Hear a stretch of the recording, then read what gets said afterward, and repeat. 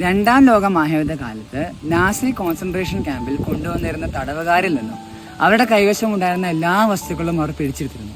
അതിൽ അവരുടെ ഭക്തവസ്തുക്കളായ ബൈബിളുകൾ, കുരിശുരൂപങ്ങൾ, ജപമാലകളും ഉൾപ്പെട്ടിരുന്നു.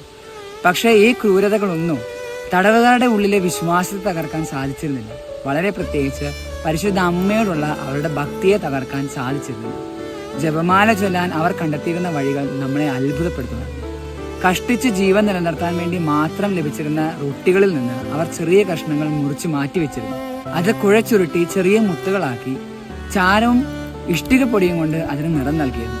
ജയിൽ യൂണിഫോമിൽ നിന്ന് വലിച്ചെടുത്ത നൂലിൽ ആ മുത്തുകൾ കോർത്ത് അവർ ജപമാലകൾ ഉണ്ടാക്കി അതുപയോഗിച്ച് പ്രാർത്ഥിച്ചിരുന്നു. അങ്ങനെ ആ ഇരുണ്ട തടവറയിൽ പരിശുദ്ധ അമ്മ അവർക്ക് വെളിച്ചമായി, പ്രത്യാശയുടെ പ്രകാശമായി നിലച്ചിരുന്നു.